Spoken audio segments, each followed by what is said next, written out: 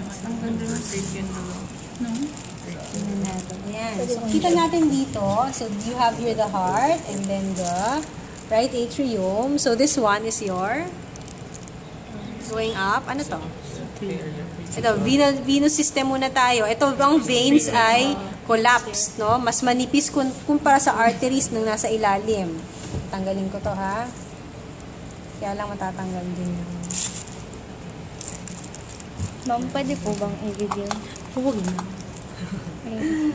Ano, nakita nyo. Kumpara nyo sa vein na mas manipis, di ba? Kasi nga, di ba ang tunica media ng, ano, ng artery ay mas makapal. Kumpara mo sa tunica media ng vein. Kasi ang trabaho nito ay magdala ng oxygenated blood. So, kailangan pag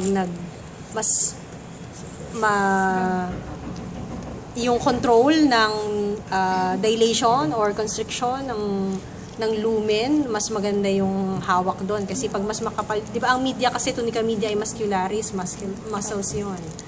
Kaya mas makapal yan sa arteries. So here you have your superior vena cava. Here is your, so may nakita kayong vein dito. Ito, papunta yan dito sa chest wall. Ayan. Meron siyang kadugsong dito. Ayan, nakita nyo to. Ayan. So that feeds, this is the internal mammary vein. Ayan, kadugsong niya. Ito, nakita nyo yung vein na yan. Kadugsong niya yung vein na to. So feeding your muscles here, the mammary glands as well. Ayan. Isa lang siya. Unpaired. So, going up, the post cava. So, nasaan na yung kapares? Ito ba yung, wait lang ha. Asan yung kapares? Ito.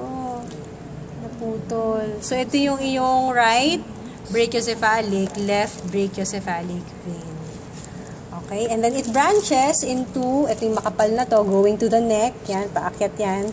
Pag kinabit natin dito, external jugular vein. And then, a smaller vein, which I cannot find.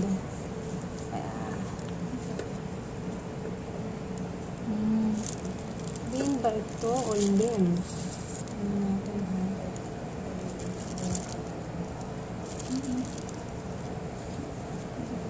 Mahiram pa ng isang pusa para pwede tayong magpalit-palit. Hindi makita dito ang ang internal mammary vein. Pero meron dapat dito yung manipis katabi nitong lymph na to. So you should find it here. And then the other branch here, ito nakikita nyo na ang subscapular vein going into your kilikili, the axilla. So it's your axillary vein going here. It becomes your brachial vein. Sundan nyo na lang hanggang dito.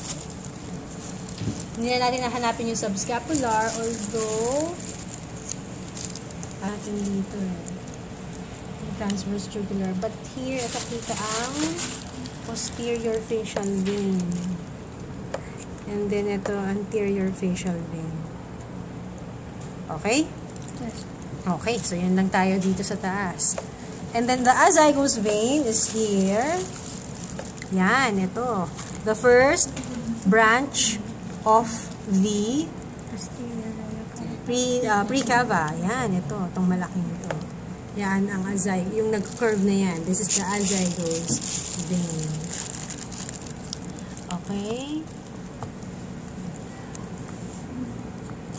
Now, we go to the post-cava. So, this is your post-cava, the start of the post-cava.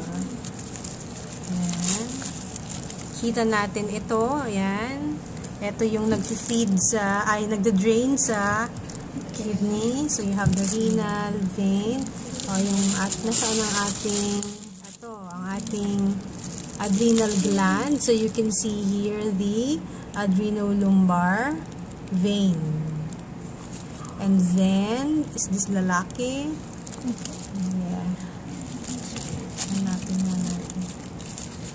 Papunta. Wala na. Hindi ko na makita yung vein. And then, no, ang vein, dapat galing dito yung papunta sa testis eh. Adrenal, galing sa renal vein. Ito. Ito ang papunta sa testes, di ba? Testicular vein.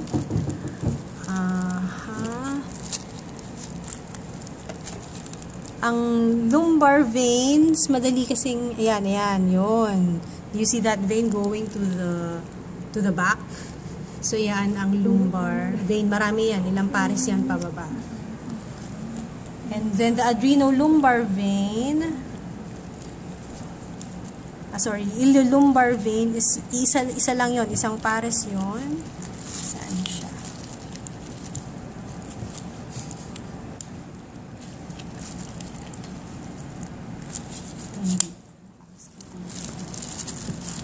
Ito, ayan. Nakikita nyo yung papuntang ganyan na yan? Yung vein na yan. This is the iliolumbar vein. Katabi niya yung iliolumbar artery, yung puti. Okay, mas kita pala dito. Now, you can see the post cava.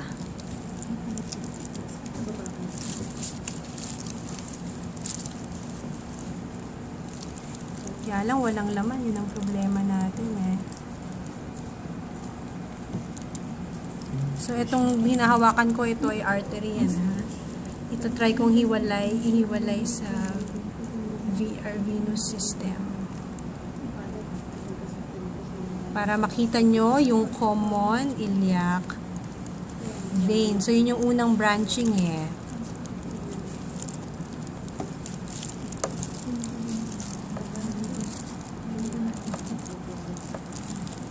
Hindi kita dahil walang laman ang inyong vein. Common. Ito yung common iliac. Diba? Tapos, ito yung isang branch niya, yung external iliac. Ito nasa loob yan ng internal iliac. Common iliac, external iliac, internal iliac, common iliac. Ngayon, itong external iliac, nag-extend siya papunta sa labas. Ito na yung femoral vein. Tapos may vein papunta dito sa loob, no? O, arising from this blood vessel also, from the external iliac vein, yun ang deep femoral. Ito, yan. Deep femoral. Okay? Yan. Ganun lang siya sa post cava. Also, we have draining into the post cava is your, yan, ano to? Ito naman sa organs siya. Ito dun sa mga muscles, sa kidney, kasi walang sariling portal system ang kidney sa mammals. Ito, this is the hepatic portal vein. Dito ba kita rin? Or the portal vein. So, this drains blood from all of the organs here. Now, sa itaas ng hepatic portal vein, meron niyang tatlong veins, no? 3 veins that lead here, that lead to the hepatic portal vein. They empty to the hepatic portal vein. So, yung nakalagay sa handout ko kay Hyman, yung una, gastric vein, coming from the lesser curvature of the stomach. So, tingnan ko kung may kita dito kasi yung ibang pusa hindi. Gastric vein, ano pa yung pangalan nun nandito, class? Hindi ko kabisado eh. Ano sabi kay Hyman? Momentum na vein na nakahiga sa, ito.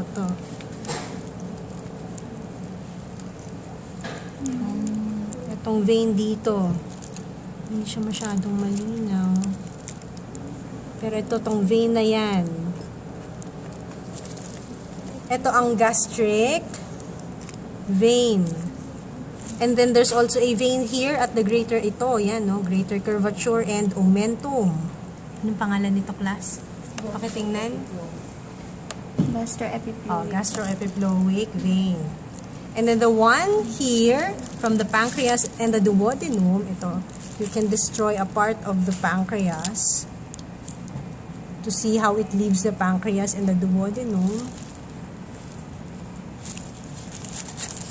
Hirapan ako. Ang laki. Ito nyo ba, class? Ito. No?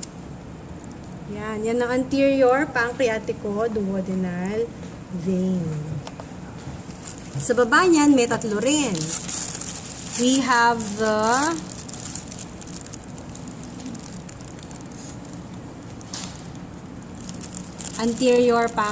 posterior pancreatico-duodenal vein. Then we have the superior mesenteric vein. Itong isa. Ito yung sa intestines pumupunta.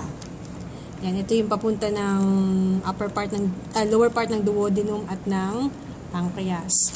And then you also have ito, papunta sa large intestine, inferior mesenteric vein.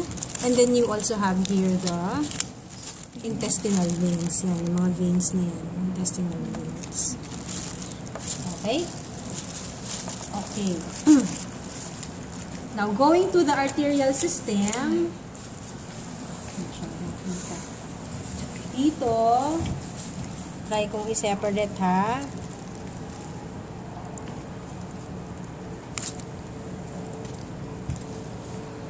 So, you can see here, the aorta. No, ito yung ascending arc. Ito yung arc. Kita nyo ba yung arc of the aorta? Yan, ito.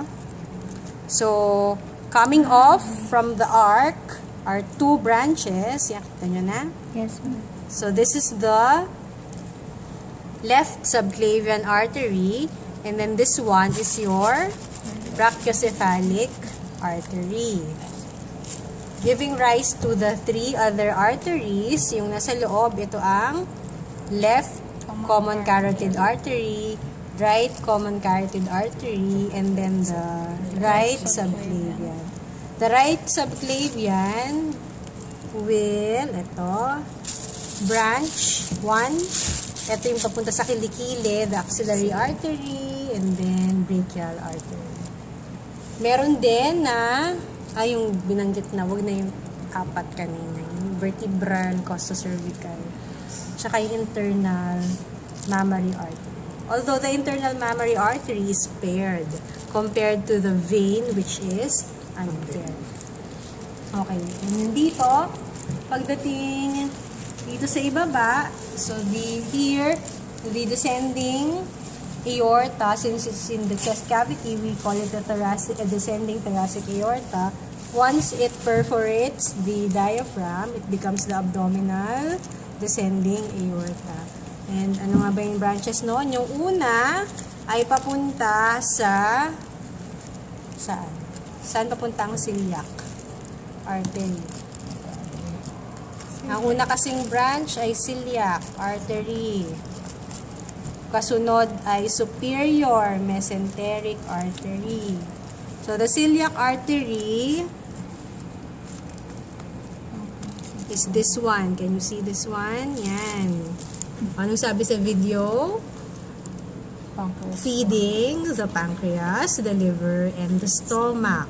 Because it has 3 branches, no? And then, the next one, as you can see, so this is the first, this is the second, this is your superior mesenteric artery, feeding your small intestine and upper part of the large intestine. And then, you have one which will supply oxygenated blood to the kidney, and then also one that will traverse the adrenal gland. Ito yung adrenal gland natin. Itong matigas na to. Meron ding artery na papunta dyan, the adrenolumbar artery. Then one more will go to the papunta sa testes, no? Ito. Ayan, no? Papunta babayan dito, the testicular artery. And then one that should be going to the posterior part of the large intestine na mukhang nakat na dahil hindi ko makita. Yun ang inferior mesenteric artery. Wala siya. Naputol siya, pero dapat nandito yan, nakaganyan yan dito. Meron dapat coming off from the aorta. Sige natin. Ito, yan. Kita nyo to. Ito ha, ito. Yan. Ito, galing, ito yung aorta eh. Yan, papunta dapat siya dito. Ito.